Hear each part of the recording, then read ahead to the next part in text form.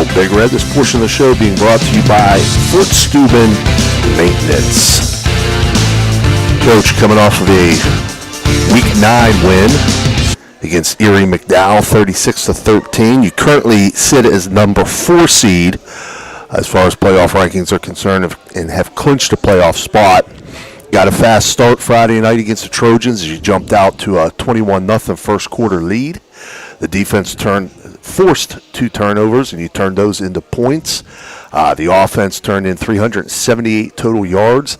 The players executed a well-planned game plan exceptionally well. From what I saw Friday night, Coach, your thoughts? That was our best game all around, according as far as communication with the players on the field, with certain checkoffs that we had. Offensively, the line making their calls, a really good job. Haney getting us in the right play, and the communication from the sideline to the field I thought was our best of the year. And I think that's what helped us get off to a quick start. Yep. Coach, so Coach Daly just mentioned you guys are sitting at number 4 in the computer rankings. This time of year, a lot of the talk is around these computer rankings and what position you're in, and you guys are sitting in that number 4 spot. But even I'm sure the players talk about it, the coaches talk about it. How do you handle talking about the computer rankings and being in that number 4 spot? Is that something you discuss with your team? Sometimes, I don't care if they talk about it or not. I mean, just if they're not talking about it out loud, they're talking behind your back. So what's the difference? Right. And to be honest with you, sometimes it's good to talk about. It's a motivator. Winning you're in, or winning you're home, or winning you're here, winning you're there. Losing you're out, and I mean, just use it as a motivator. I think that any time something from external comes into your locker room, you got to make it positive. And just like they say, well, what if you get a bye? When we get a bye, make it positive, man. You guys earn this. You guys earn this time off, and especially from where we started to where we are now. And just I just learned a long time ago just to make everything as positive as you can make it. Coach, two things from this past Friday night I wanted to ask you about.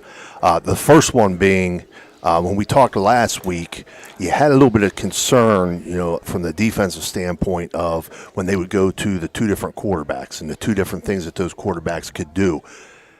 Your defense did an outstanding job of recognizing who was in there at what times and what needed to be taken away. Talk a little bit about your defense and stopping those 2. Just knew when 18 was in the game, we had to be ready for intermediate passes and very few runs. But although they did run the ball with their quarterback the first couple of plays, but I think the quarterback only has so many carries in him, and just so we eliminate the big ones. But honestly, we hollered from the sideline what number was in there, and we adjusted. And really, it's the call. If 18's in there and you call something that when 12 was in there, then we made a bad mistake as a coach. When 12's in the game or certain personnel's in the game, you got to make defensive calls to match that. And I thought the community, like I said, I thought our communication from the sideline to the field was the best of the year on both sides of the ball. And Todd and Whit know when certain people are in the game what we want to do, and that's up to them to make the call. Okay, and before I send it back over to Matt, the other thing that I wanted to bring back up from Friday, going into that game, they had very few guys that played both ways. So they had one, and so you're looking at all those different players out there. They're rested when they come onto the field from one side of the ball or the other. But again, your depth and how you rotate guys, that didn't affect your guys at all. No, as a matter of fact, I thought you looked like the fresher team late in the game. Well, we played more. We played more of a one unit game than we've played the whole year. And just to match that up, like, we only went with 2 fullbacks instead of 4 because the other 2 fullbacks we started on defense. Right. And they never started on defense before. But it was a game where we thought, we didn't have to worry about cover 1 in the slot. And, if the slot's a good receiver, then we go cover 1 with different personnel. But we were able to match that up. And honestly, we tried to go fastball on them just to just to keep certain guys on the field because their subs were their second defensive line was their offensive lineman. Right. And once they got in the game, then we stayed without a huddle and stayed on our own hash, and that helped us pretty good. Yeah. All right, Coach, this week going into the final week of the season. Wow, final week of the season's here. You got Wheeling Park, a very good, solid Wheeling Park team. You told me before the show, you're really impressed with this Wheeling Park team. They got a 5-3 record. It seems like they run the football, but they also have somewhat of a balanced attack. This Wheeling Park team, you're really familiar with playing Wheeling Park, playing them over the years. How is this Wheeling Park team, and what do they do? Well, number one, I think this. I'm not going to say this is the best team they ever had because I never saw all their teams. But it's the most balanced team that we've played against. And the balance, is between outside run, inside run, counter, and play action pass. And defensively, they're very gap sound with some different fronts. So I think as far as that goes, that's the best team that we've gone against. And they have a tailback that's earned a lot of notoriety that he's gotten, but they have another tailback, Sands, that I think is he picks his feet up and puts them back down too. He's a good back also, and so they're going to have two people on that field that we're going to have to pay attention to, like on reverses for number 12 off of number 4 and things of that nature. That we just have to be ready for plays like that. But everything's going to come off a whack. The reverse will come off him, the play action pass will come off him, and he's just a really good back that we really respect. And especially coming from a receiver, he was a receiver as a sophomore, and then last year they moved him to running back. Yeah, as Matt mentioned there, he got the best player in the Valley last year also. Yeah, he did. At that Big 22. Yeah. He was voted the best player in the Valley. He's also pretty good on defense, too. He good played, all-around player. Well, last game he played the whole game defensively, but he just played offense in the first half. As Matt mentioned there, kind of their schedule a little bit. When you look at their schedule as a whole, Coach, I want to say it's like 41-21 their opponents down through their schedule, their combined records. Yeah. So, a lot of times you can look at it and say, well, who they played, so on. These are teams. You both have played outstanding schedules. Doc's always played a good schedule, always. And I thought that he and Nardoni both. Nardoni played a good schedule too. In Park, when you look at the teams in West Virginia, especially around us, they play the best schedule, and that's probably why they've improved so much over the years, is because of the teams they play. Mm-hmm. Coach, the key to having success, it seems like you're talking a lot about their running game. I know you've always talked a lot about having to stop the run. The key for you guys to have success on offense. Do you believe it's still the same? Your same philosophy. Start with run first. Our philosophy hasn't changed in 43 years. Offensively, we're gonna run the football and play action pass, and we've added a little bit of quick game to it. But that's our offense. No matter what, we're gonna run the ball, play action pass, and try to mix our games up, inside, outside, counters and stuff like that. But we're going to run the ball. And defensively, stop the run. We're going to stop the run and tackle the pass. You're never going to shut both people out. Borders is too good to shut out, and Wack's too good to shut out. So we got to try to stop one of them. We got to try to stop the run. And when they do complete passes, make the tackles as soon as don't give them yards after the catch. And I just think that's a formula for a winning team, and that's what we're going to try to do. We're going to try to stop the run and tackle the pass, and offensively run the ball, play action pass, and a little bit of quick game.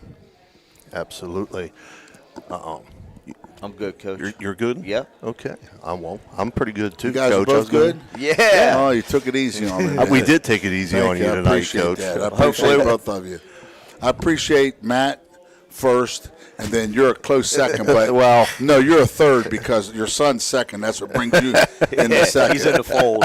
Cam's in the fold. And he did create a miracle, though. Mm-hmm. Rambo created a miracle, and that miracle was I never ever thought his mother would wear red and black. Me neither. He got her red and black. That was a miracle. What they call it, the miracle on 64th Street or something like Yeah, that. 34th Street. Yeah. So She looks good in them colors. you should be proud of your son. He's a good kid, man. Oh, I am very much so. He'll be graduating his undergrad in December. So Yeah, after 2 years. 2.5 years. Yeah, 2.5 years. So then on to law school. So Well, Nice. if he's graduated college in 2 years, he's definitely not a Potenzini. no. Trust me, I've told his mother before. I've seen her grade card from grade school. So she's gonna kill me for saying that on here. But Yeah, that's okay. I appreciate you guys. yeah, man. we Thank appreciate you, Thank Coach, and we buddy. wish you the best of luck as you take on Yeah, Wheeling let's Park roll red Friday one more night. time. And we're going to take a short break, Good luck, and we'll be Coach. right back.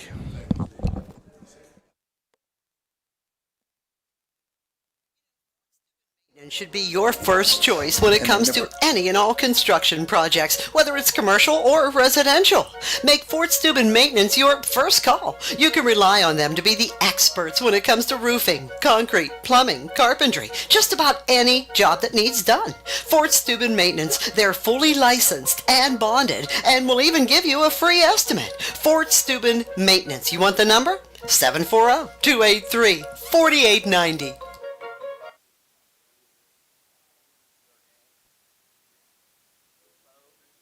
Hi, I'm Dan Enich, Superintendent of Hancock County Schools. Are you trying to choose a school for your child? Choose the school system that is consistently in the top 10 academically in the state of West Virginia. Safety comes first. New safety measures this year, and there's always a county or Weirton police officer in all of our buildings. Our teachers are certified, and our athletic facilities are second to none. There is free breakfast and lunch for all students. Attend the award-winning JDR Career Center if career readiness is your choice. Enroll today, Hancock County Schools. You can get there from here.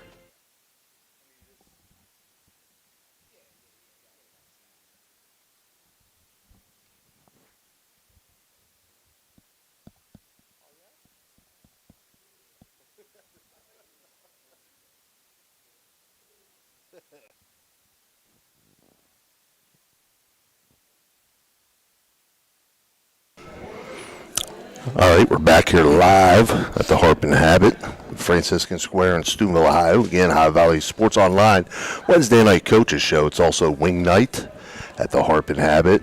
As I mentioned before, it is Ohio Week 10 and West Virginia Week 9. Normally in this spot, we're joined by Andrew Connor, head coach of the Indian Creek Redskins, and his portion of the show is brought to you by Everhart Bow Funeral Home. However, they had their senior dinner tonight, so he was not able to attend tonight. Members of his staff also attend that dinner, so we didn't have a fill-in either from his staff. So I just wanted to quickly mention that, last week, as we know, Indian Creek suffered their first loss of the season to St. Clairsville 28-21 in overtime. They currently sit as the number 5 seed and have clinched a playoff spot. They came back from a big deficit to force overtime. However, things didn't quite go their way in that period. As a team, they rushed for 301 yards. That was led by Bruce Mazer. 21 carries for 136 yards. He also had 3 catches for 54 yards. Pinal added 9 carries for 37 yards and 2 touchdowns and had 4 catches for 38 yards. Ian Starkey was 11 of 23 for 123 yards and added 16 rushes for 119 yards. So they outgained the Red Devils in that game 424 to 341, but still came up short. They play this week Edison, who's 6-3. They've defeated Shenandoah 5-4, 35-14. Southern, who's 2-7, 41-8. Martins Ferry, who's 6-3, 48-20. Canton Central Catholic, who's 0-9, 35-17. East Liverpool, who's 3-6, 34-20, and Harrison Central, who's 3-6, 35-19. Those teams are a combined 19-35. Their losses have come to Carrollton, who's 3-6, 16-14, Caldwell, who's 6-3, 27-10, and Toronto, who's 8-1, 48-34. Those teams are combined 17-10. The Wildcats have scored 286 points on the season, 31.8 per game, and given up 189 points or 21 points per game. So that's just a little recap of Indian Creek's game last week and their opponent this week in Edison. And we'll move right into our We're Hot portion of the show. Head coach Quincy Wilson is being brought to you by Hancock County Schools. What's up, fellas? Not much, Coach. How are you? Can I just say, if you did not watch that game, the Creek, Yeah. do yourself a We got favor. quite a lot of views on Do that yourself one. a favor. That was one heck of a high school football game. Right. Two amazing programs. So if you are a football nut, please go back on rewatch that game and don't skip. Watch the whole game. It's a great game. Great coaching. Coach McClain does a great job. Right. Obviously, Coach Carter and those guys have been rolling all year. So congrats to their seniors for their senior night tonight. Absolutely. Coach, tough one. Tough one to East Liverpool, 26-19 last week. Daniel Howland led the way. He had 20 carries for 100 yards rushing. Ryan Lyons had 2 picks. You got 2 fourth-quarter TDs from Isaiah George on a 52-yard run and a 55-yard pass from Matthew Gear to Howland to pull within a score with 55 seconds remaining. So, again, your guys fought hard, but it was a case of maybe getting out-athlete just a little bit with Abercrombie and 4 turnovers. You're not going to beat the Yeah. last week. We have been haunted by turnovers, and and it's not from lack of, fundamentals. It's Right. just guys trying to make plays, and I Yeah. tell our guys all the time, it's situational football. We have to be great. If it's 3rd and 14, I would rather you throw it out of bounds and let us punt. Because momentum in high school football it's real. So it's one of those things. But like I said, to their credit, we played our best defensive game all season. Our guys, like you mentioned, Ryan Lyons with 2 picks, was 7-6 at the half. We played a 4-quarter game, which we've been talking about, here for 7 weeks, and I've been wanting to see that. And then it comes down to, they're not just going to let you win, guys. We have to make plays, like you said, Abercrombie. They throw it up to him, he made plays. Right. Number 4, their sophomore guy came in there and played quarterback for him, and they made plays, and we got to start doing that. But we're there, we're there. So it's exciting. The kids to a man. We not that we have to trick them. They're just football guys, and they're hungry. I told them this week, we're in a 3-game playoff. Now, obviously, 0-17, we are not in the playoff race, but it is our playoff. We're playing an 0-9 team. We're playing a 9-0 team at their place. Senior night, so that place is going to be rocking. We come back against our biggest rival, Brooke, for round 2, and our state championship game against Herbert Hoover, who played in it last year. So we get that extra motivation and that week of, hey, forget that. This is our playoff, and we have a chance to make some noise. And like we mentioned last week, we're playing for next year. Yeah. We're playing for the offseason. We're playing for these juniors and these sophomores and these freshmen that are coming up. This is the standard, and obviously this is not where we want to be, but it's not where we're at, it's where we're going. So it's exciting with that. So it's a chance for some guys to step up. We got some guys that are going to getting some varsity time on the special team ops because we got to get them ready. But it's exciting for our guys. I'm excited to see what they do because they've drank the Kool-Aid. We've had some success, not in the win column, but to me, playing our best defensive game, when anyone who's watched us play defense will say, you guys looked awesome, is good enough for me. And I'll take a Division I receiver because that kid is everything as advertised. So I'll go down in flames trying to defend that guy anytime. But our guys hung in there, and we did the job. Yep. Yeah, Coach, going into that game, I definitely thought your challenge was going to be, dealing with their athleticism. Right. And it sounds like you guys, you held your own athletically in that game. How about physically? Physically in that game, were you happy with the way you guys played, and did you handle yourself physically in that game? Yeah, like I said, if you watch it, he caught some balls and made some plays down the field, but it's a 4-quarter game, right. And there are some times where we defended them well, and I tell our guys, that's the difference, Yeah. When you're or when you get a guy in space, you got to get him down, and it's not going high, it's going low. So that's some of the fun stuff to teach our guys. Like, hey, watch this thing, and you're thinking, well, coach, you tried to stiff arm me. Well, yeah, because you came in high. If you shoot through those knees, the knees go down, they go down. Yeah. So it's Low good to man teach wins. always. So it's good to teach that stuff. But again, Daniel Howland, just mention him again. Yeah. He's been a warrior for us. Isaiah George, we lost again. We keep losing guys. Gear, unfortunately, is done for the season for us. We lost another guy for the season, and unfortunately, but guys stepped in. It's like that next man mentality, and I was proud that we.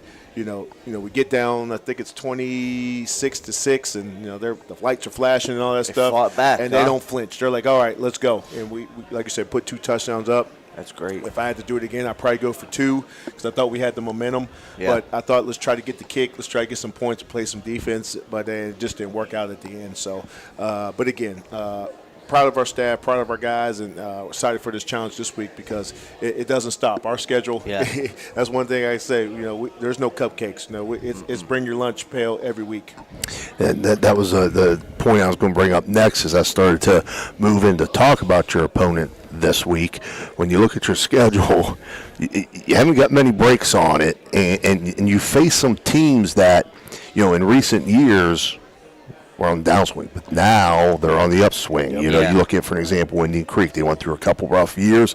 We know they're one of the better teams in the Valley this year. You look at Albert Gallatin coming in. They haven't been a real solid team. I don't think the last couple of years from some things I went back, and now here they are coming in 9-0. Right. Playing in PA. So looking at them, when you look at their schedule, though, they beat Greensburg Salem, who's 3-6, and they put up 48 points in that game. Carrick is currently 2-5. They put up 54 in that game. Connellsville's 2-7, scored 28. Northern Garrett is 3-4. They put up 40. Uniontown 2-7. They put up 46. Allegany's 3-4. They put up 63 against them. Clear Spring 2-5. They put up 62 points. Hedgesville's 0-7. They put up 40, and Brownsville's 0-7. They put up 62. So all their wins are against opponents that have losing records. They're a combined 17-52. They've scored 443 points, and they rushed for 3,500 yards, and it's still. but they've also given up 229 points. Right. So they're doubling up. 49.2 points per game to 25.4 points per game. Right. So the opportunity's there. Right. That you can put some points up and move the ball. And that's the thing. We want to control the football, which we have not done the last couple of weeks. They're a veer option team, which is pitch, quarterback, dive. We have to be on our because they will run the dive. They will run. They run plays to see what's going to hit, and then they stick until you stop them. Right. Until you stop it. And you think, hey, it's play 6. They're not going to run it again. They're going to run it again. Right. So they do what they do very well. Like you said, these guys are probably I've talked to Coach. These guys are most of the 3-4 year starters. Right. They're fullbacks 210, and he's downhill. They got some good looking athletes. But like you said, they're battle tested. I feel like we're going to be that much better next year because of what we went through this year. Right. Those juniors that are now seniors and vice versa, they're going to be able to look back and say, well, listen, we know what we went through last year. We know what we got to do in the weight room. We know what we got to do in the offseason, vice versa with that. But to go back to what you're saying, I think they're 9-0 for a reason. Yeah. They do what they do well. They play hard. They don't have a lot of kids. They're probably about 38, 39 on the roster, so they play both ways. So with me, I'm saying, well, hey, we still do have depth.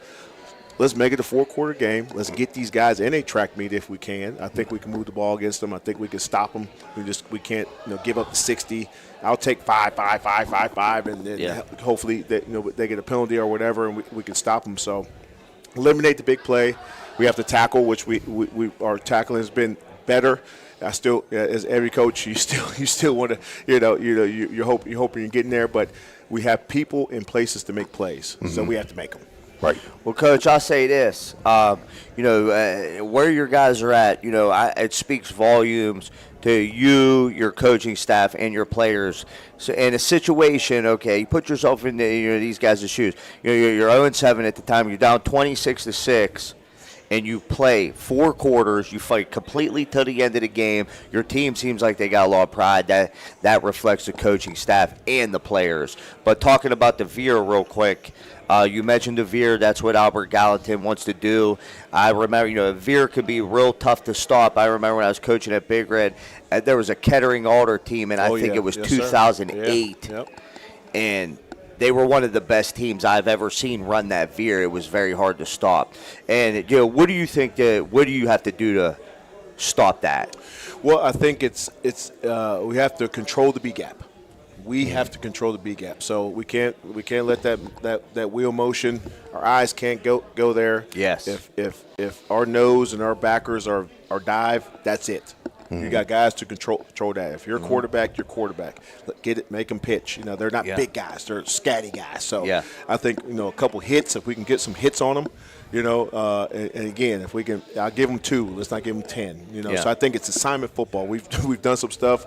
We practice without the football. We've done some stuff with just veer and trying to get some speed. We put our best anyone that's not on one defense has been on offense this week to simulate what they do on the edges, and it's been all hands on deck, and I think our kids have enjoyed it. I think it's a tribute to them because I think they do care about each other. And I think if I play for you and I'm playing for you, it doesn't matter. Like we can be 0-50, but hey, you're my brother, and let's finish this game, or I'm not going to let you down. So I think those kids have bought into that, and now we're starting to see a little bit of success.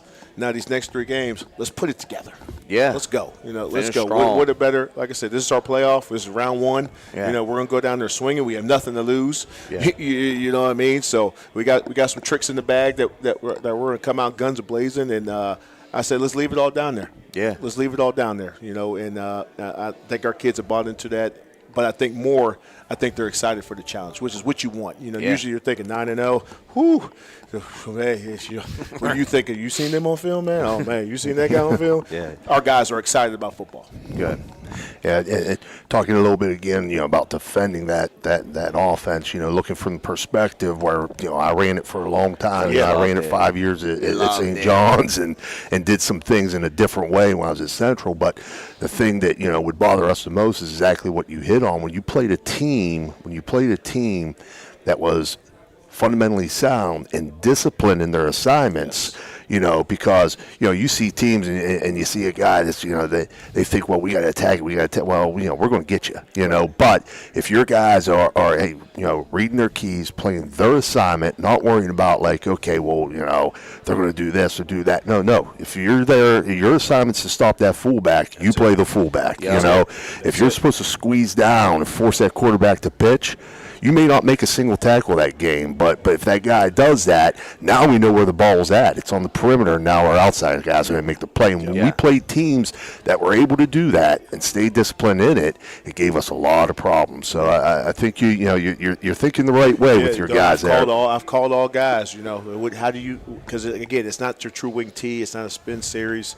It's they want to get big. They want to get downhill. It's pretty cool to watch it. And and they're quick. They do what they do well. I think we can do some stuff stemming with them because they want to do a lot of double teaming. Right. I think if we have them thinking, which is good. I think your average high school player, nothing against them, but if they're thinking, they're playing slower, and that's all we need. And we don't have to stun them every time. But key downs, 3rd and 3, let's get in that backfield. 2nd and 5, let's make it 2nd and 8. Let's try to pick our shots. We're going to try to mix up the blitz. Try to time with some blitzes with them. I think they do some stuff that we could that not some tendency stuff that they like to go into the boundary, which most people do. Yeah. You do. Just, you kind of get that crackdown down. So like you said, teaching these guys to listen. As much as coach says it, every play is different. Yeah. So what they did the first time is going to be different. They do some things where they don't even block the D in. Right. They just let that guy, hey, you got to pick a thing. But like you said, if your assignment sound, I know that's okay. I'm squeezing. It don't matter what happens. Right. So right. It's really just teaching and drilling in their head. Will they make some mistakes? Absolutely. But we got some guys to back them up, and our backers are going to play downhill this week, and I'm excited to see them play. We got to be physical. That's the bottom line. If we play physical, we'll be in the game. Yep. I'll say this, talking about that short side run, just real fast. A lot of the games, like you said, that tendency, I mean, almost all the games, a lot of them I've done this year between Barnesville, St. C, Creek, a lot of Big Red's opponents, they love running to the short side of the field. Yeah. I mean, But you got to think, I like it because Big Red too. we're going to kind of, formationally wise, if we can kind of get you here, now it's kind of your safety in your corner. And if they're not willing tacklers, that's all we want. Yeah. Especially at Gotta have a Barnesville. tough bench corner. If you got the Barnesville that they're coming downhill, if you got these guys, that's all we want. I trust our guy more than we trust your guy in space. Yep. Well, Coach, we wish you the best of luck. Appreciate you guys, man. As you travel this week to take on your opponent, and I'm pulling for you. I'm pulling for your guys. I know they're fighting hard, and it's going to come. Good things are going to come if they just stick with it, stay consistent, and believe in what they're being coached to do. So, best of luck to you, Coach. Guys. As always, Absolutely. like I said, one of these Wednesdays, I'm telling you, there's going to be the. We're going to be sponsored by We're gonna be the Party Central or somebody. We're going to be the first to congratulate you. There you go. There you go. That's right. But thank you again, guys. And like I said, it's exciting, and best of luck to everybody this week. Thank you. Thank you. We're going to take a short break. We'll be back with our second half of the show.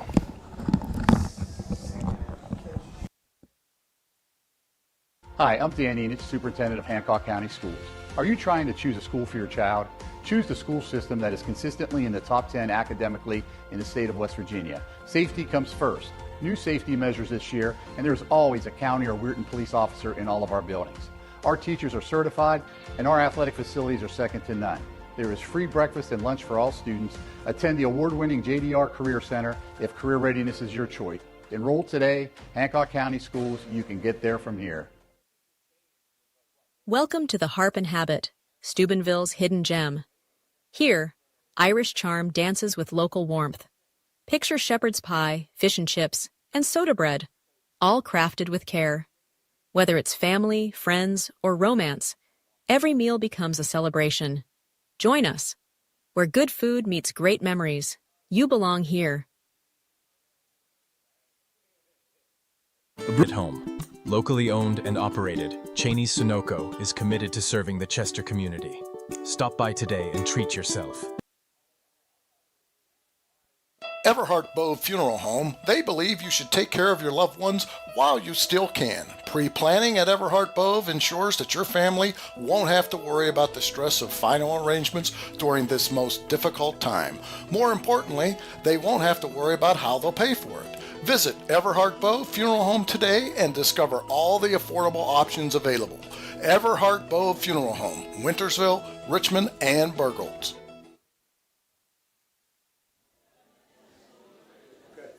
Okay, welcome back to the Harp and the Habit. It's wing night here. High Valley Sports Online, Coach's Show.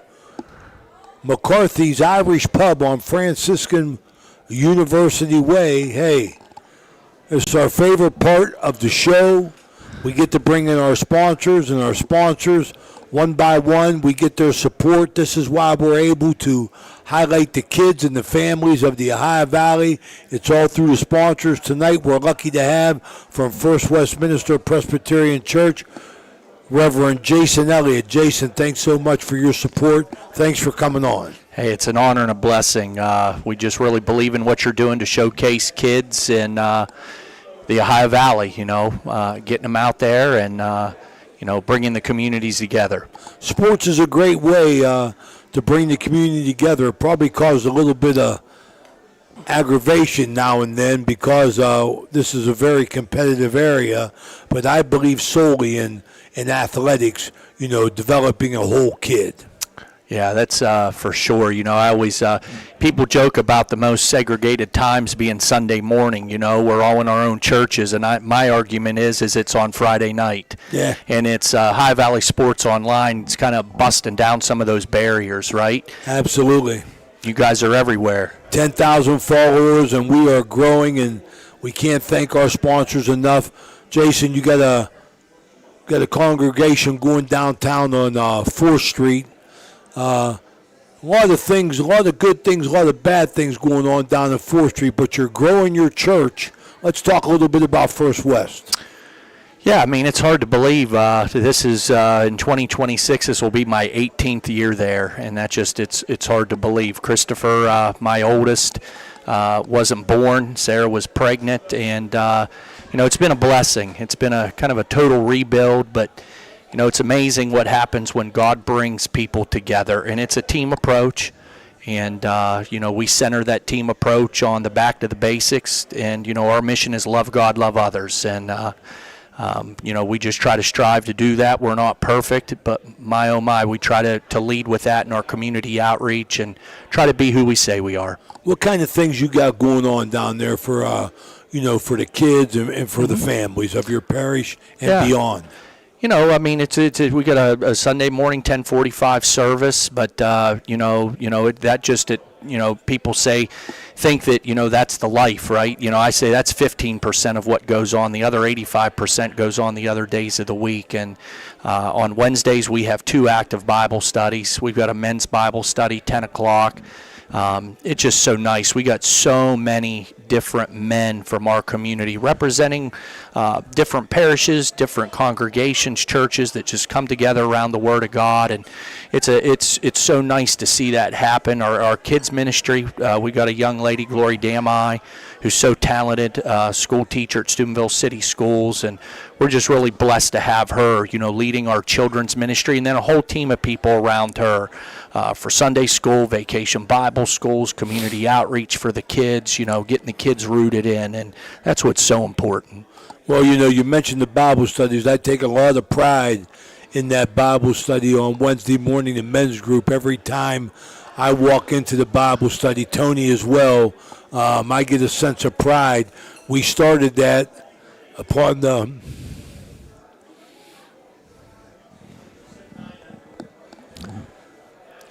passing of my mother. Yeah.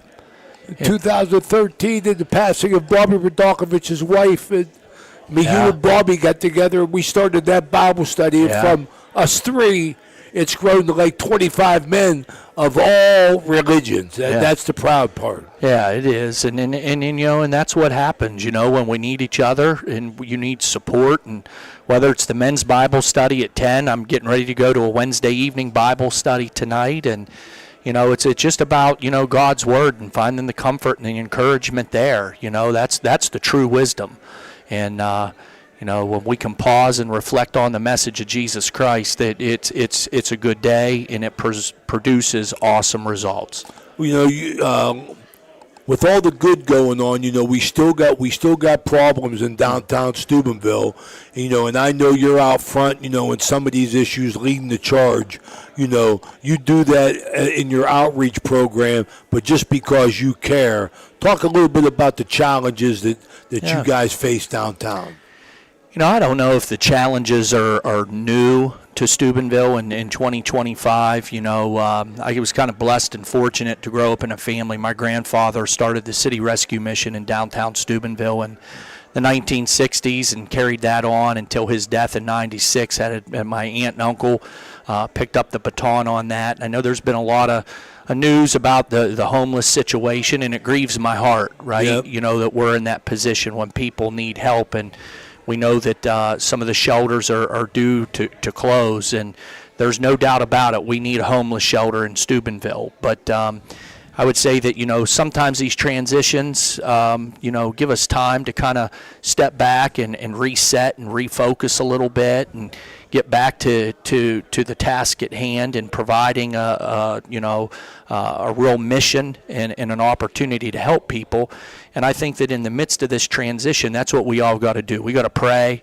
We got to come together. We got to ask ourselves, how can we provide a service that's going to be a win for the individual, a win for the organization, but also a win for the community. And if those 3 things win, then God wins. But you gotta to come together, and I think that resets now. Well, there's so much. It troubles my heart because there's so much good going on in Steubenville. And we've been highlighted and bombarded by this homeless situation downtown, I feel personally that our city and our city officials, we've been taken advantage of, and the wool's been pulled over our eye. Yeah, I mean, it's, there's a lot of different factors that go into it. But, whenever, there's a mission that's Jesus Christ centered, it becomes, I think imperative that we understand the separation of church and state, right? And whenever you start to get funds coming in from whether a state or a federal level, then that muddies the water a little bit. And I think that that's a part of the reset. A lot of good people, a lot of great hearts, a lot of good intentions. But at the end of the day, we have to ask ourselves the question, is Jesus Christ being honored? Is the person we're helping winning and being honored? And is the community? And that's the piece that sometimes we fail to, forget about. Right? If there's not a contingency plan when people come in and are looking for the help, and for whatever reason, if they check themselves out of the help or whatnot, the question is okay, if they're from outside of the area, then where do they go? And that's a lot of the situation with the abandoned buildings and so forth. But looking at the positive, so many people are making investments in downtown, and that's what it takes. Individuals, look at 4th Street on the north end. Look at the school system. Look at the businesses. Look at the people that are growing. And not only in downtown, but all over the place, right? Midtown, right? The West End. A lot of good things going on in 4th Street. I mean, the STEM building down at Steubenville High School is beautiful. What an addition to it. But let's talk about something good. I know down at the church you got a golf simulator. Yeah. And you got which is, I'm sorry you mentioned it to Tony because he's gonna probably bust some windows down there. But you got a 2-man scramble coming up, and let's talk about that. Yeah, the good thing is there's no windows in the simulator, right? So I don't mean he can't hit one somewhere. So what's nice is that we're running an Edge golf program that was an offshoot of Edge basketball, which you were very much a part of. And the Edge golf is a similar model. Right now we're open for registration, kids age 6 to grade 6. We have about 20 kids with registration, through the end of, October. And, we're teaching these kids, character values, respect, humility, scriptures that go with them. My grandson Carlo was there. Yeah. And, and it's a great thing. New this year, middle school, high school golf. Being with Christopher out on the golf course, a lot of coaches, a lot of people are hungry, parents anxious to get their kids involved in golf, and the church thought it was an awesome hook, right, to put a state-of-the-art simulator in. And then, the beauty of it is anybody can rent that simulator space out. Had a guy this past weekend say, I'm getting ready for a golf outing this spring. Can we rent the facility? Absolutely you can. Call the church, make a tee time, come down, and then we're having a 2-man adult scramble, right? This winter. What are you going to do when there's 6 inches of snow on the ground? 12 weeks, 12 courses, have 16 weeks to compete in the league, cash prizes at the end. And all of the money that is raised goes right back in to support the kids' portion of Edge Golf. What's the best way to be in touch and be informed about what's going on at the church? Yeah, I think, in today's age, social media is key, right? So you can go to our Facebook page, type in First Westminster Presbyterian Church, it'll pop up. That's the quickest, easiest way. But we do a lot of, our webpage, firstwestminster.com. We update on there, to give people a look. But the social media, and we're starting to get into the Instagram world and Snapchat and even TikTok to kind of look at, how do you reach this next generation? Who's doing all that? Jeff Lynch? No, not Jeff. We got a couple people on staff, but Timmy Pierce at Pierce Media has been awesome. For us, a good friend, and just, think the world of him and his family. Yeah, he's a good man. I like Timmy a lot. On a personal note, congratulations on Christopher. You know, he got hit hard with the reality of golf, man. I mean, like, play like a champion for a week, and the next thing you know, you come out, you play like Ray Suckoch, and you say, what happened? You know, but, you know, that's the game, right? It But is. he had an outstanding career. I seen him today, man. He's getting bigger and stronger. What's he planning on doing? Yeah, I think that he's very passionate. He's looking to play at the next level. He's getting some offers, some nibbles, trying to look at where the academics line up. But, you know, I'm just trying to encourage him to, he's young once, you know, follow your dream, follow your passion. And what I'm most proud is that, you know, he's just a good young man, right? He's got his head screwed on straight, and he's humble and, you know, hard worker, and that's what it takes to be successful beyond the game of golf. Absolutely. This is Jason Elliott from First Westminster Presbyterian Church. Good things going on down at 4th Street. Want to thank you again for stopping by. I know you're a busy man. You're welcome. And I love it every time I hear another First West, First Down. There you go. All right, we're from the Harp and Habit here. McCarthy's Irish Pub, University Boulevard, for Tony Lelly and Reverend Jason Elliott. This is Ray Suckoch saying, hold on, we got Catholic Central coming up next. This segment's been sponsored by the Harp and the Habit. We'll be right back. Looking for a one-stop destination in Chester, West Virginia? Visit Cheney. Radio just to drown out the horrible sound your car's making. Who knows what you need? You're driving along without a care in the world. Then you notice the engine light comes on. Who knows what you need? You dread having to stop at red lights because your car sounds like it's screaming in pain. Who knows what you need? Napa Auto Care Center in Wintersville knows what you need. They're an established and reputable shop. They know engines, transmissions, brakes, alignments, and anything else your vehicle needs. They know what you need. Do you need the number? 740-346-2120. We're back here at the Harp and the Habit. Catholic Central High School Crusaders head coach Eric Meek.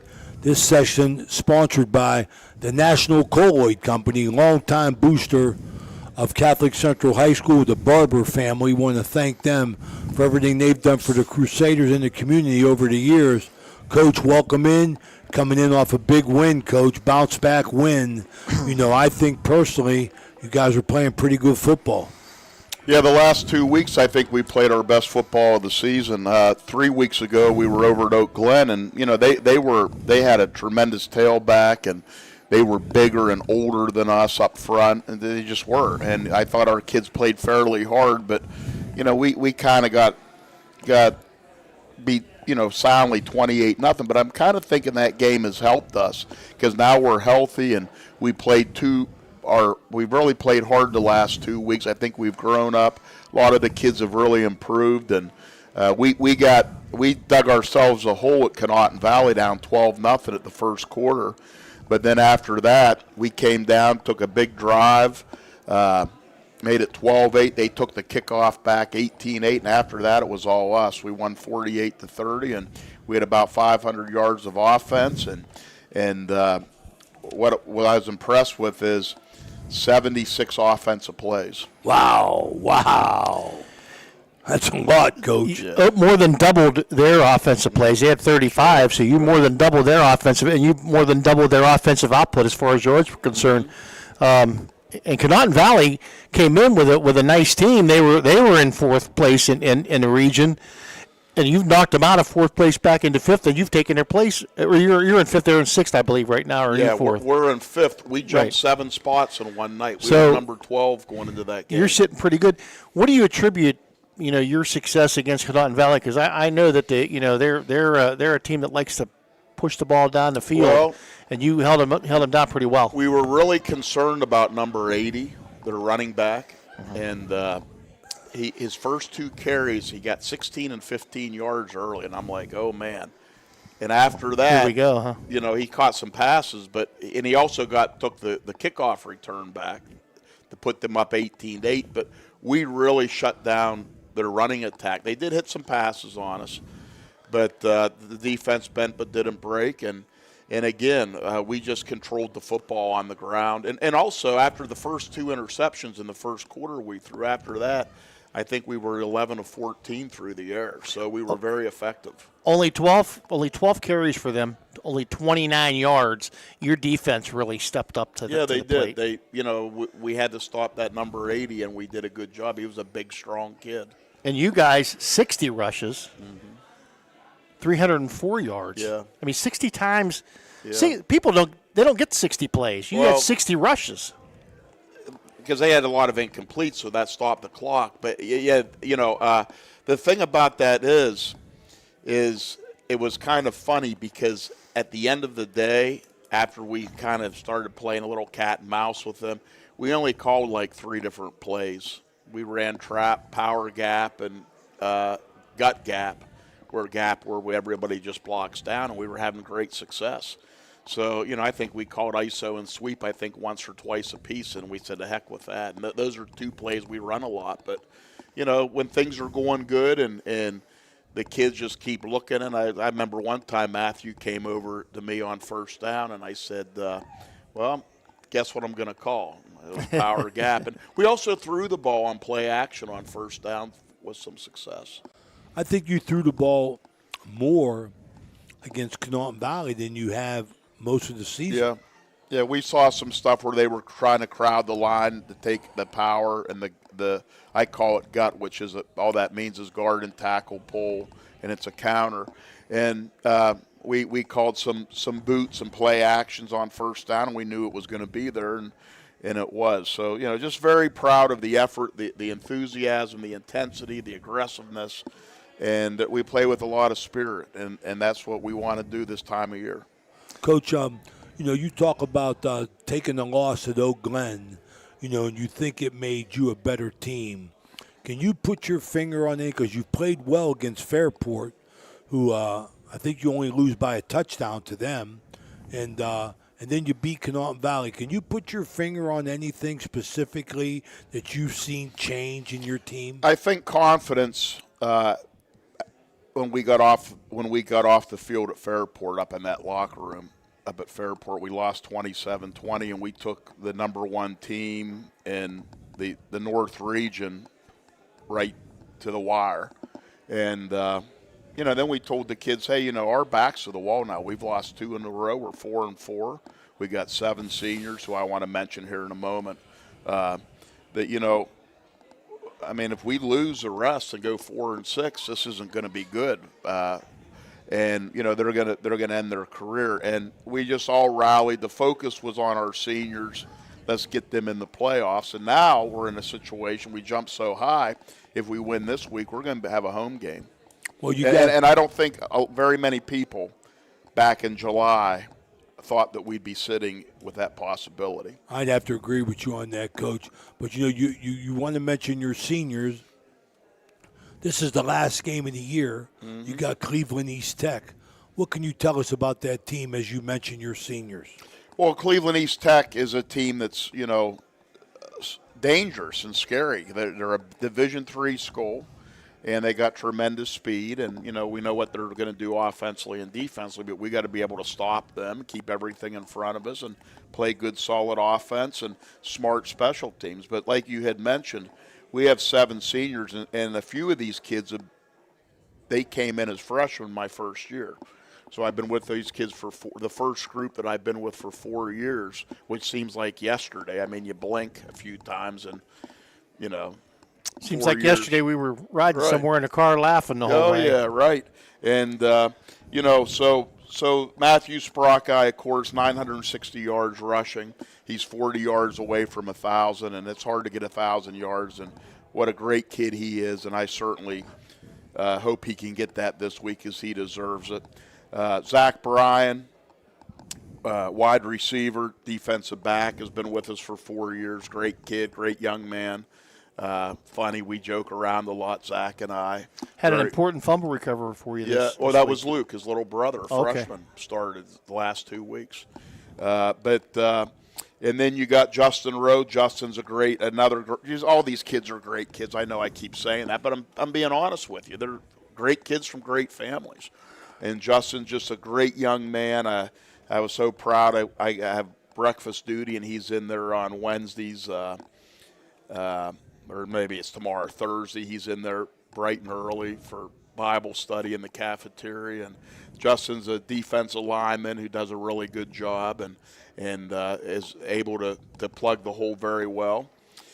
James McKinnis is a kid who came a year ago from Columbus, and he never played football till last year, his junior year, and has done a great job. And again, I've mentioned that he's unselfishly moved from receiver to tight end. I love that. To offensive tackle, and plays outside backer, and he's a tremendous athlete, a big kid. Alex Fedorov, a kid who has been starting at offensive left tackle in defensive end, and I had mentioned a few weeks ago we didn't know if he'd even start this year, and he's really had an outstanding season, another great kid. And then we have two other kids, J.P. Gessler, John Paul, a great young man, just a superhuman being, and plays on all of our special teams and has done a great job. And then Santiago Descalzo came out this year, and he's our kicker. So, Sonny's a great young man as well. So these 7 kids is a small senior class, but they've done well, and they've led this team, and we're very proud of them. We've had some activities this week already, and we have some work throughout the week. Seems like they've all contributed in some form or another to your success this year, and it seems like they're great leaders for your younger players coming through the program. I just keep saying it. Our locker room environment's very strong. It's good. The kids know that they can come in and talk to me at any time, and we joke, and that when I get on them, they know if they messed up, I get on them pretty good. And the kids get along, the seniors with the freshmen and the sophomores and the juniors, and it's just like a family.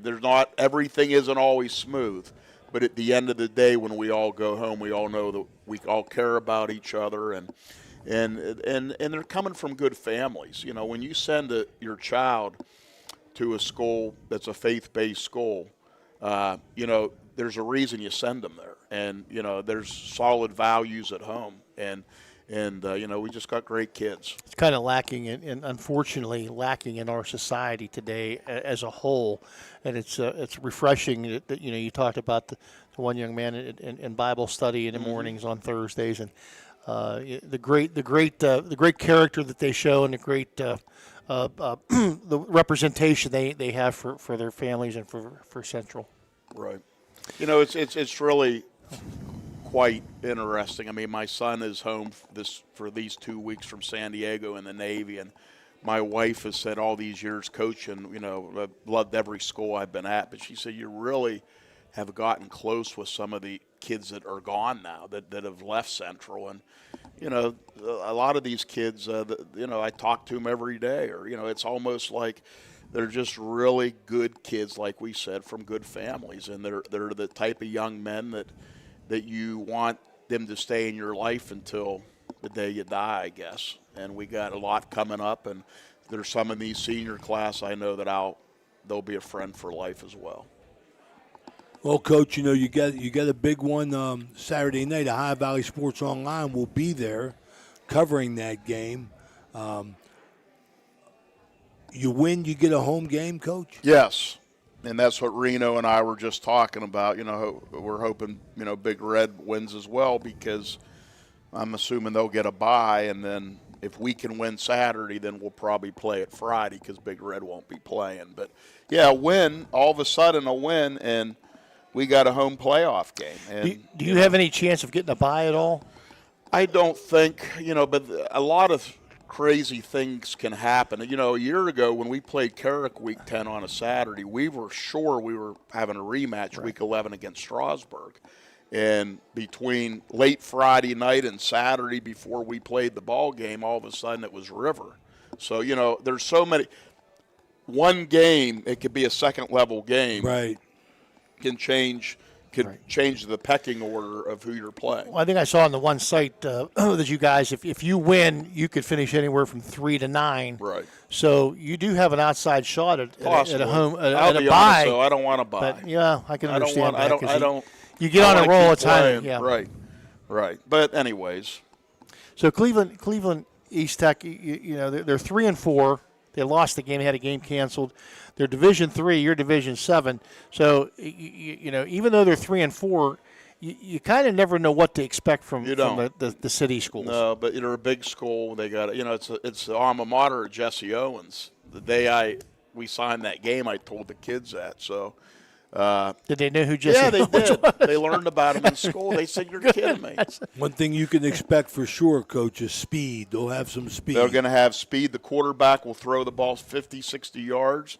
And we told him today, we did a lot of skeleton today. That kid runs, they run underneath it on the run, you know, he could be gone. Also, we're very concerned about their outside run game. Now, they do base block everything, which you usually don't see, but you know, they'll run wide, and if he breaks it, you know, and hits a seam, we could be in trouble.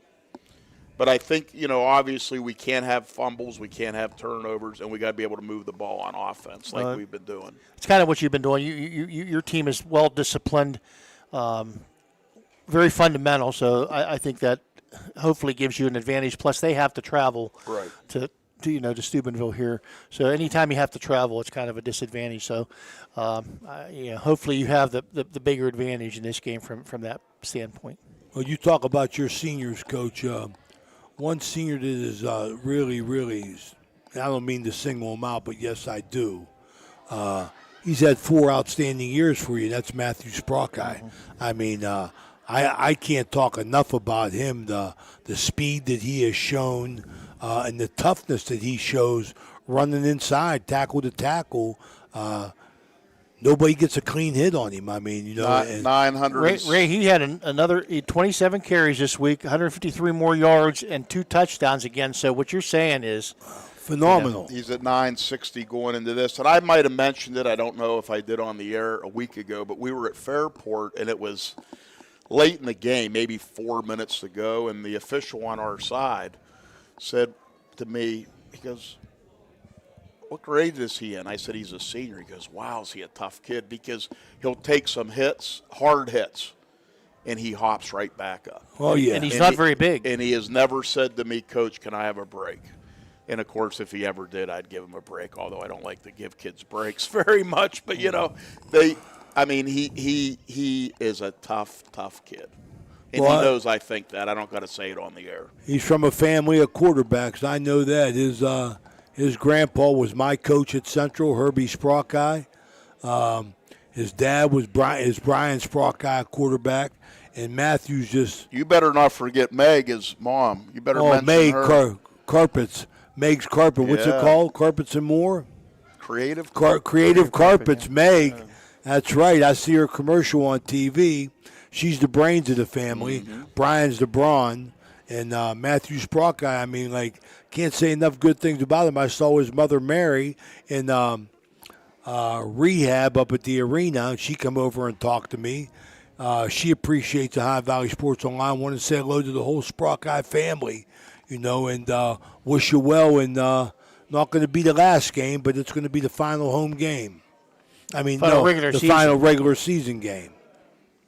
It's going to be cold, but come out to the stadium. Now you guys are going to warm everybody's hearts with another victory for the Crusaders. I've had a lot of people say they were going to come to the game, and everyone's really proud of the kids, so we appreciate the support. Yeah, you've had a great year, Coach. I mean, you had a great year. You went into the year not knowing really what you had because you had a mix of seniors through freshmen. Some of these freshmen have really stepped up and played for you. Yeah, we started 2 freshmen on offense and 2 on defense. Yeah, and you know, the way your preseason was, and the number of people you lost, no one was sure what you were whether you were going to make the playoffs or not. The way Big Red started, no one was sure what was going to happen with them. Now they're sitting in a position where they can have a bye, and you're sitting in a position where you could have a bye, at least a home game. I'd say it's pretty successful. The city of Steubenville is very fortunate to have a couple of great football teams and some great coaches and some great kids. Absolutely. Football makes the world go round, that's for sure. All right, we're going to close it out here with Coach Eric Meek and the Catholic Central High School Crusaders. Look to finish the season on Saturday night. High Valley Sports Online will be there. We'll be on the air 6:45, kickoff at 7, right, Coach? 7 o'clock. 7 o'clock. Sponsored by the National Colloid Company. For Phil Rujak, Coach Meek, and Tony Two Sandwiches, this is Ray Suckarch closing out this segment. We'll be right back with Frank Sassini of the Brook Bruins. Good luck, Coach. Thank you. A Bruin symbolizes strength, adaptability, and resilience. From the moment a child enters Brooke County schools, they are forever known as a Bruin. They have pride in themselves and the schools they attend. A Bruin can navigate challenging situations and will always work to embrace change. A Bruin ensures all students understand what it means to be a part of something special and have a sense of belonging where they can study, compete, and succeed. Want to learn more about what it means to be a Bruin?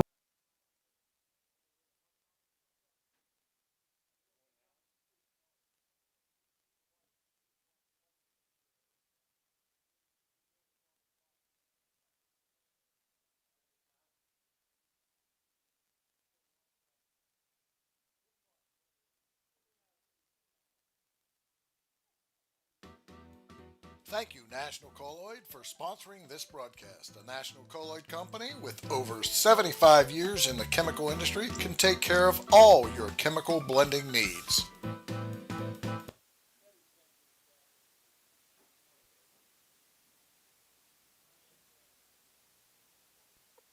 Got a sidewalk that needs replaced, or maybe your roof is leaking? How about some new windows? Who do you call? Fort Steuben Maintenance, that's who. Commercial or residential, they can handle most any project, big or small. They also do new construction and renovations. So get a free estimate by calling Fort Steuben Maintenance today and get them started on your next project. 740-283-4890 for Fort Steuben Maintenance.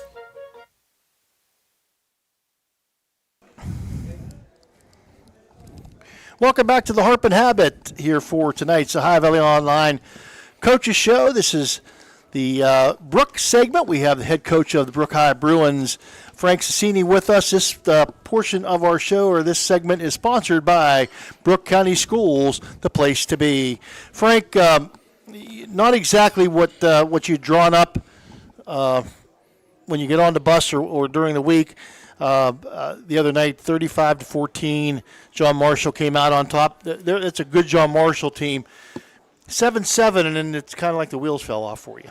Well, we started out, in a good spot because we want to surprise on side and we want to get some momentum with our group. We're a group that needs some momentum early, and we've seen that in previous games, especially Liverpool with the block punt. That was there to generate some momentum, if you will. We ended up executing it well. Rocco Sacrapan did a great job as a onside kick that he recovers himself, basically. When he was so fired up after he recovered that, I mean, he was. Right. Well, I told the kids before going out that we were going to do that, and we practiced it during the week. But to execute the way they did, that's something we were looking for right off the bat. We got that. And, in the ideal scenario, you want to drive down the field and finish off that drive, but we didn't. We kind of backfired a little bit, and then unfortunately we gave up some points, and John Marshall got the momentum after stopping us on that surprise kick, driving down the field and completing a touchdown on us. That's where it kind of started, and then, the second quarter was back and forth a little bit, but, we went into the half 21-7.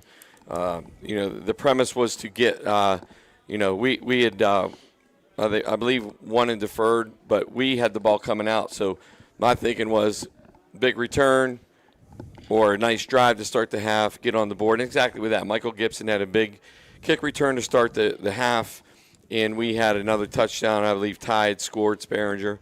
And just like that, it was 21-14 into the third. And I believe we had another turnover that we caused. So we were right there, against a good football team that's 5-2 now, John Marshall, that is, that – we gave a little bit too much up in the air, too much for my liking. That falls on me. So those are things we work on daily. We try to get better. But that's where it kind of, was the turning point, probably in the second quarter, and then, a little bit there late in the third where we just couldn't get things moving there in the fourth quarter. Well, again, the thing I like about your team, Frank, you were down, 7-7 in the first quarter. You're down now 14 points. You're down 21-7 at the half. You come back out, and you don't come out with your tail between your legs. Your kids come out, and they fought hard. You're back in the game. Things just didn't go your way. Phil, you're right, and those are the things that we had seen all year, and I saw it mentioned that last week.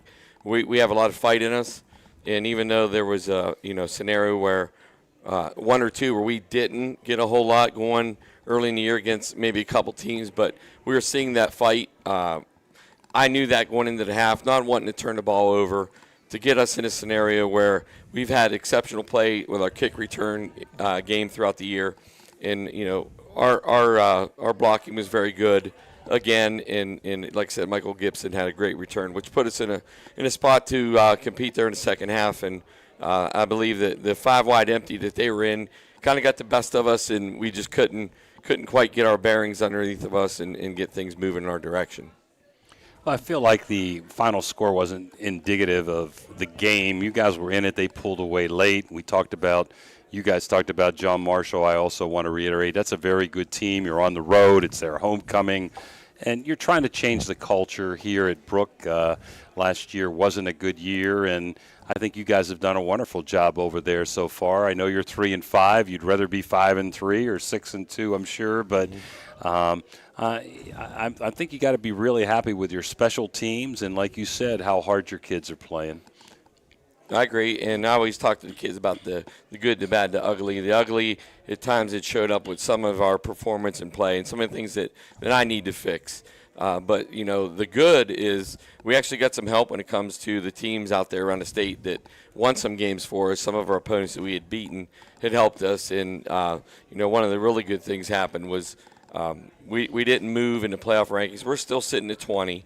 It's still a scenario where we need to go and finish strong on the last 2 games, especially this one down in Elkins, West Virginia, who's ranked 13th in the state.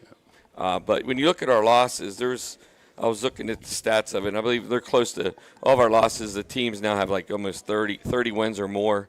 So, we're battling against some very good football teams, and our kids are growing every day, and that's all we can ask of them. Well, you're in AAA. Elkins comes in at 5-3. I've got their record with their 3 losses as their opponents of 17-4. They've lost to North Marion, who's 6-1, Fairmont Senior, who's 6-1, and Philip Barber, who's 5-2.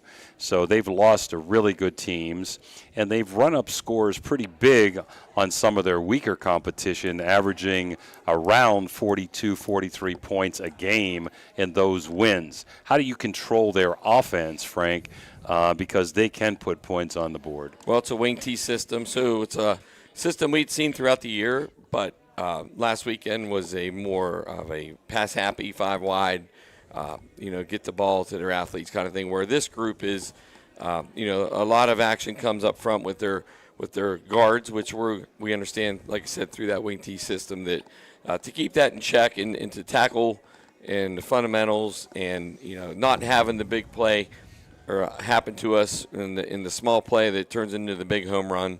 So make them earn it. You're not having the big home run, if you will. That we have a group that goes down and travels well, considering it's a 3 hour, a little over 3 hour bus trip for us. It's a trip for us that we'll leave early on Friday in school, and it'll be a scenario where we go and get on our charter buses and get down there, and based on how we travel, we're expecting to get off that bus and play strong football. But to go into Elkins. Probably their senior night or homecoming could be that scenario, the way we've been playing, so that could be the case. How do you prepare as far as food goes and feeding your kids? I'm sure you'll probably eat before you get on the bus, or do you eat when you get there? How are you going to do that for the game on Friday with such a long trip? Well, going back, I'd learned as a player through Coach Billiard, and then I got to learn from one of the experts in traveling and Weirton with Tony Filbert. He is an expert. Tony Filberto hits his time. So you think about when you go on a trip with about 5 guys of your own, and you can't get them to decide on anything, but you got an entourage of 70 you're taking and hitting these spots when it comes to travel. So to answer your question, Coach, is we'll have a dismissal. We'll get on our buses, and we're going to take them to Olive Garden in Washington, PA. We'll eat as a group. We'll travel in our Blazers, and we'll have a walkthrough somewhere along the way, and we'll get into Elkins right about 5 o'clock or so. And then, that's usually the objective of any team is traveling. Okay, if you're here traveling across the bridge, or if you're playing local, or a 3-hour trip, is getting there around 5 o'clock or so for our daily routine. I think that's the key word the whole time when you talk about the routine, is keeping the routine so that these kids, I don't care if it's football or softball, the way you travel and you keep that routine the same, you're going to get the most out of your athletes. And that's all we're looking for, is to get them in an environment to make it routine so that their bodies are used to what's going on. And, we've prepped them on how we're going to travel home, and Elkins will be generous enough to feed us down there. And how it works in West Virginia, usually when someone travels to you, you'll feed them on the way out, and then next year when they come back to us for the home and home, our administration will feed them, and our booster group will take care of that. So that's kind of the gist of what the travel itinerary would be, but that's basically it in a nutshell. Seems like they don't throw the ball very much, according to their stats. Of course, their stats weren't updated, but they don't seem to throw the ball very much. But they have a quarterback who seems to be a very good manager of the game. He doesn't make a lot of mistakes, but they have a three-headed monster in the backfield. As you said, they run that wing T, and Logan Beam with 16 touchdowns, Jaden Hatfield with 10 touchdowns, and Seth Robinson with 6 touchdowns, and they're between 650 and 750 as far as their yardage. What do how do you combat those three running backs? Well, let's start off with the passing part of it. The previous week, I drew up the pass cards for Coach DiMarzio, and I had a stack that big for John Marshall. And, right. This group, I drew up 23 cards for 8 games. So it's definitely a run-happy group. Right. That's a philosophy and things that we'd seen with Frankfurt. But, not getting your eyes too far into the backfield, and we always say over the fence, if you will, because the backfield action will lie to you. But the key is watching those guards. Using that wing T system, those guards will take you to where you want to be when it comes to linebacker play. But considering it's a group that doesn't throw a lot, that they basically allow you to sleep. They kind of give you that methodical run, which they've done to other teams, and all of a sudden they hit you with a opportunistic pass, whether it's a pass vertical, or they'll even throw some halfback passes in there. So we have 2 or 3 pass cards drawn up that there's some halfback passes that are in there. So it's not an elaborate scheme. It works for them. That's what they do. But for us to neutralize that is tackle great, not letting the home run hit, being gap sound, making sure we occupy and do my job and not looking at the big picture, doing my job. If I'm a linebacker in control of A gap and so on, I do my job, not worry about the big picture. I take care of the little things, and it'll add up to the big thing later on as this thing gets moving. I would think in the wing T, it's important to have a good defensive play on first down. You don't want to get them in 3rd and short, because it may end up being even 4th and short. I would look for this team to possibly go. So you want to get off the field on 3rd downs, or not make it a real short 4th down. So I would think that would be a key to the game. Like you said, big plays, and of course, turnovers as always. Right, and you hit the nail on the head. You get a team like that chasing you, you get up on the board, and now their offense isn't designed to chase you, to keep them behind the sticks, to make them 3rd and long, where they're predictable when it comes to how they want to throw the ball,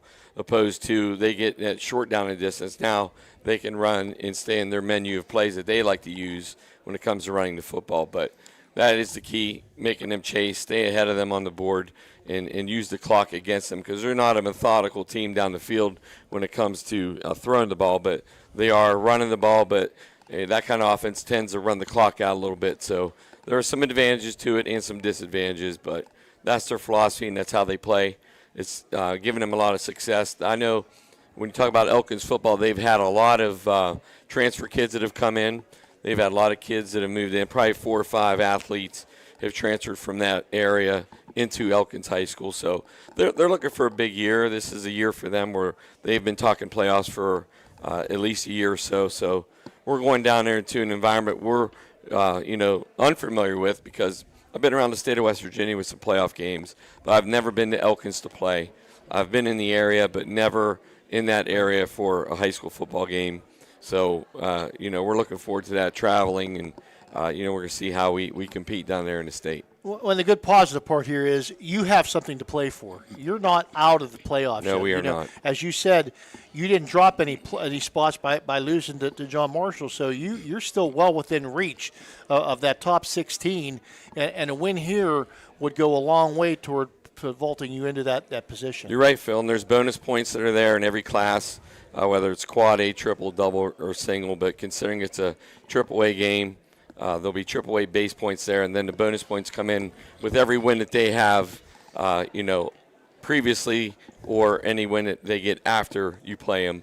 So, yeah, to answer that, we have an opportunity to get ourselves right there on the fringe of things with 2 games left. And, yeah, by all means, we are still alive. We're not out of it, considering the help we got. Unfortunately, if we'd have had a better outcome last week, we'd have, could have been, catapulted up in there. But it is what it is. We'll learn from it. I tell the kids we'll put it in the vault. We'll learn. We'll move on, and we'll keep plugging away here because we got a big one ahead of us still. You've been doing a great job over there with a rebuilding situation this year, you and your coaching staff.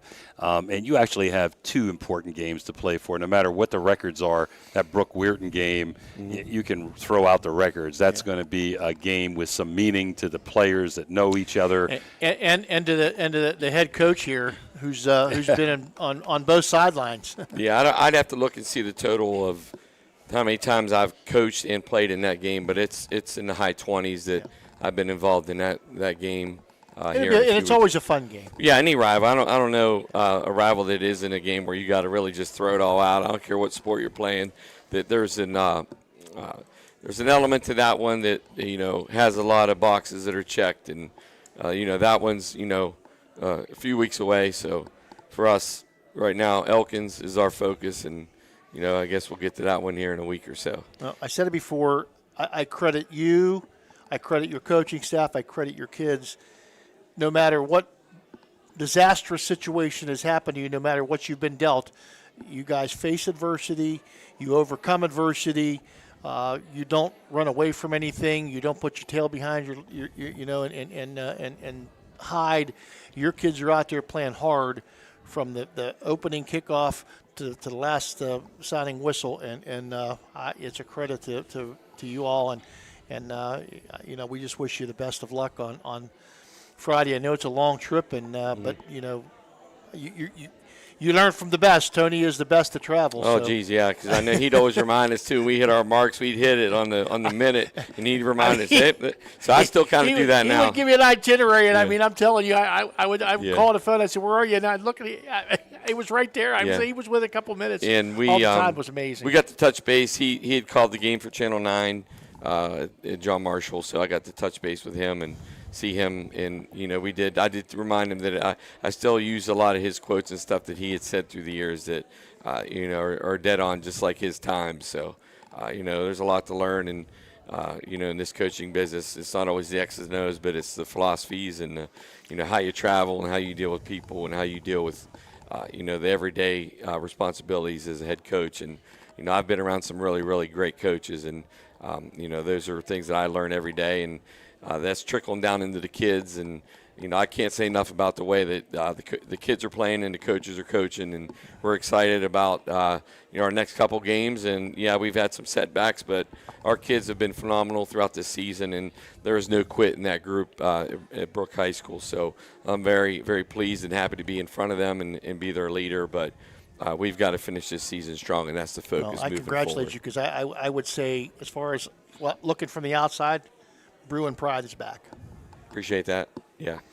Good luck to you. Coach, I know you're going to go out there and you're going to fight hard in the green and gold, and you just want to be 1-0 again this week. And we wish you the best of luck. And we'll sit here and do it again next week, hopefully with the 4-5 Brooke Bruins headed in toward a playoff run. So, Frank, again, this is the Brooke County segment, or the Brooke High School segment of High Valley Coaches Show, High Valley Sports Online Coaches Show, brought to you by Brooke County Schools, the place to be. Frank Sassini, good luck to you. Thanks, Coach. Appreciate it. Thanks, Coach. Good luck. A Bruin symbolizes strength, adaptability, and resilience. From the moment a child enters Brooke County schools, they are forever known as a Bruin. They have pride in themselves and the schools they attend. A Bruin can navigate challenging situations and will always work to embrace change. A Bruin ensures all students understand what it means to be a part of something special and have a sense of belonging where they can study, compete, and succeed. Want to learn more about what it means to be a Bruin? Visit BruinPride.net. Brooke County Schools, the place to be.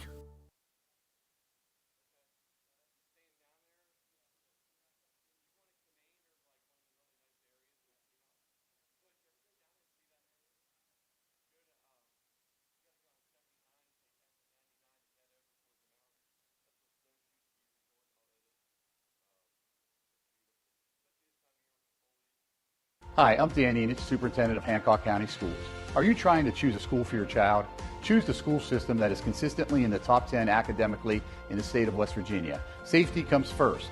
New safety measures this year, and there's always a county or Weirton police officer in all of our buildings. Our teachers are certified, and our athletic facilities are second to none. There is free breakfast and lunch for all students. Attend the award-winning JDR Career Center if career readiness is your choice. Enroll today. Hancock County Schools, you can get there from here.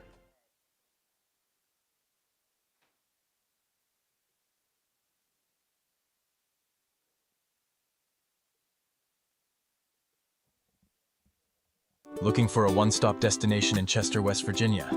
Visit Cheney's Sunoco, where you can fill up your car and satisfy your cravings all in one place. Enjoy piping hot food, mouth-watering subs, and delicious pizza, all prepared fresh just for you.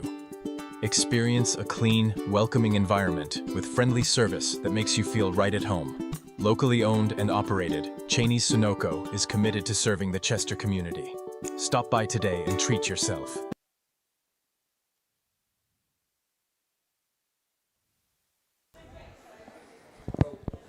Welcome back to the Harp and Habit. This is our final segment of the night, the Oak Glen High School segment with the head coach of the Oak Glen Golden Bears, TJ Miller, brought to you by AB Heating and Cooling. TJ, Jimmy DiCarlo here with you. You want to give a shout-out, so let's start there with that shout-out, I got to okay? give a big shout-out to my number one fan and my favorite, my niece, Riley Marie Kell. I know she's going to be watching tonight, so she's all excited, and I had to give her a quick shout-out before we got started. Hello, Riley Marie. All right. I can't believe that your sister has a daughter that old already. I can remember when she was a little freshman walking through the halls of Oak Glen. Yep. And how fast time goes. Time flies, and it was just like yesterday she was a baby. Now she's 8, and she stole my girl, so I had to give her a quick shout tonight. Well, Uncle TJ's good to both his niece and nephew. Her and Landon. So I have to credit you. Thank you. TJ, let's talk about the game Friday at Tyler. I know you're very disappointed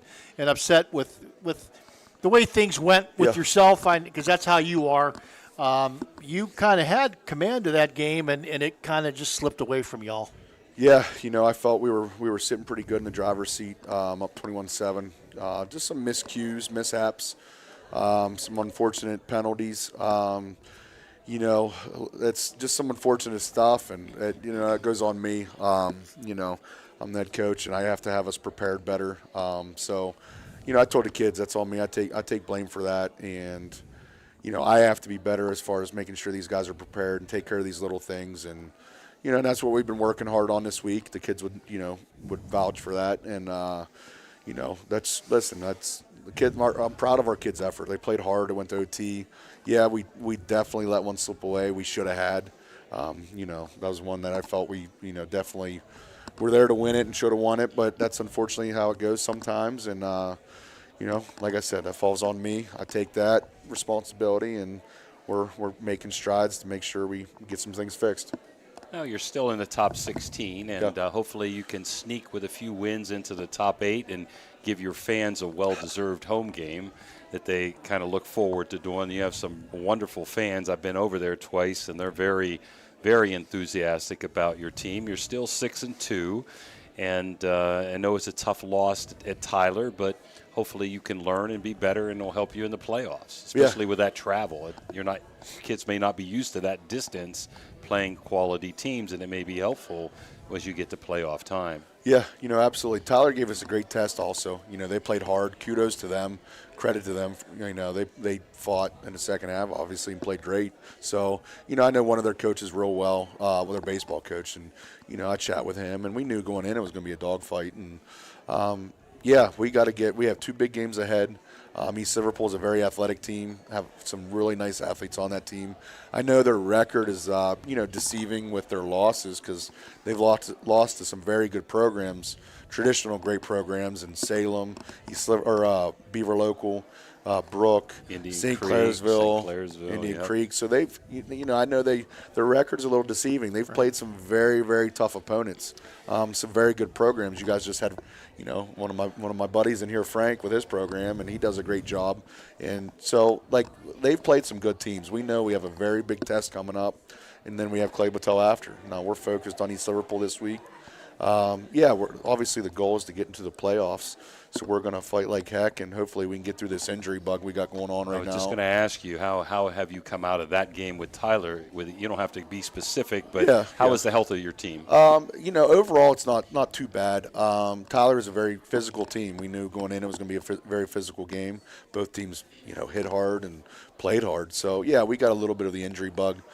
We got a couple guys we're trying to get healthy and, obviously get ready for Friday and do what we need to do on the internal side of things. But, we're dealing with it just like every other team, I'm sure, in the Valley. So we're trying to get through it and work through it. And, we're kind of that next man up mentality. So we'll take what we got. The loss to Toronto was one type of loss. This one was an overtime loss where basically this one slipped away from you guys. Yeah, absolutely. How has your team responded this week to the adversity of, that's tough it's tough to get the kids back up again when they lose one that they know they should have won. Yeah, you know what? We kind of went in on the mental side. I talked to these guys so they understood what we're playing for. Obviously, we're going one game at a time, but we're fighting for a playoff spot here. We know we're right on that bubble. The Toronto game, Toronto's a very good football team. I believe they're 8-1 right now. And they got a very good shot to finish 9-1. They're a very good football team. We were in that game, but they just, they got us. They made some big plays, and they did well. This game, we were up. It was, great football game. Like I said, it's on me. I thought we played well. I think these guys' mentality this week, we had a big talk Saturday. We had a big talk film session on Monday to address some of this stuff. Just reminded these guys, hey, listen, we're playing for something here. Obviously, we got a great, fan base and community. Let's give them something here. Let's keep fighting. Let's get in that playoff picture. Let's stay in that playoff picture. And, let's. You cannot dwell. I used to tell our kids all the time, you can't dwell. You learn from the past. You can't dwell on the past. You got to move forward. The rearview mirror is what it is. It is the rearview mirror. Yeah, absolutely. We're trying to clean up some discipline things right now as far as the penalties and, just some stuff on that side. I'm trying to do what I can, and our staff's doing what we can to make sure we fix this and nip it in the butt so we don't keep carrying it over. So, these guys have responded very well. We've had a pretty good week of practice. Last week I thought, it was okay. This week I think these guys have responded very well. They know what's at stake. They know playoffs potentially could come up. We're just taking it one game at a time here and trying to get healthy and do our thing. And this is a big hoopla game. This is the battle for the bridge. Yeah. This is one side that you could throw a rock, and it used to be we could be at before the stadium was built at Oak Glen. We could be at East Liverpool Stadium from Oak Glen quicker than we could be at our own stadium in Newell. But it's always been a great rivalry. Oak Glen East Liverpool has the edge, but it's always a good game. It's always a good rivalry, and they always come, whether they're 3-6 or 6-3 or 9-0. They always come fully armed and fully loaded, ready to go. No, you know what? They're always a very tough challenge for us, no matter their record. I know East Liverpool's gotten the edge on us lately. You look back the last 15, 20 years, they definitely have the advantage. Tough kids over there, very tough kids. Athletic kids, they have a good mix over there, usually year in and year out, to work with. And their coach now, Coach Cusick, does a great job. He's from, I remember from coaching the Crestview area for years. Great coach. He's got a great staff to work with. We anticipate a very heavy-hitting game, hard-hitting game, and hopefully it's a good one this Friday. So now, I know their backup quarterback played against last week. is that going to be the situation again, or do you know who to prepare for? You know, we kind of been preparing for both just in case. Obviously, they have a lot of athletes to work with over there. They got some great speed with some skill players. But yeah, we prepared for both. Just to answer your question, you know, preparing for them can be challenging because they have a couple kids. You know, the Abercrombie kid for them is 6'4", 215 or so, 205, 215, and he moves extremely well. We've seen him a little bit in person. He's super athletic, and they got 9 a couple touchdown catches. Yeah, I mean he's a phenomenal athlete. And they got a couple others that are extremely fast, shifty, and they got some stuff that, you know, poses some real challenges. And you know, we got to make sure we don't self-destruct and create our own havoc and, you know, turn the ball over and limit the penalties and stuff like that. We got to take care of the football and do our thing. If we can do that, I think, you know, we got a real good shot for Friday night. I think you have really good kids over there at Oak Glen with really good attitudes. I don't think they're going to dwell on the past. You also have some great skilled players, too, that can take it to the house on every play. And I think it still comes down to who controls the line of scrimmage. And the two games I've seen you play, you guys have done a pretty nice job at that line of scrimmage. Yeah, you know, our line last game did an awesome job on both sides, especially our O-line, because Tyler was bringing a lot of pressure, and they just handled it extremely well. I think Logan Murray still ran for 205 or so last week. Yeah, he was over 200, yeah. And then, you know, our rushing attack was pretty solid. And then it played right into some passing. Maddox had some great passes on offense, couple touchdown passes, which set up perfectly, them bringing up pressure, and we hit him, you know, with good timing with some of these passes. So, you know, hopefully we can get a little bit more of a balanced attack this Friday and hope our passing and our run game complement each other. And like you said, in the trenches, that's where we got to really get it going. If we're going to have success Friday, our O-line and D-line got to be on top of their game, which they usually are. And I couldn't agree more with what you said as far as great kids over at Oak Glen. I'm blessed with a phenomenal group, all 45 of them. They're extremely coachable. They listen very well. They, you know, respond to everything. Like, such a nice group of kids to work with, and they get after it. So, because of the athletes you have, Maddox is like the best kept secret in the Ohio Valley. I mean, he was 5 of 8 for 45 yards the other night. Mm-hmm. And, I mean, this kid he has potential to be a stellar quarterback, but he plays right within himself. He plays right within the game. He's the consummate team player.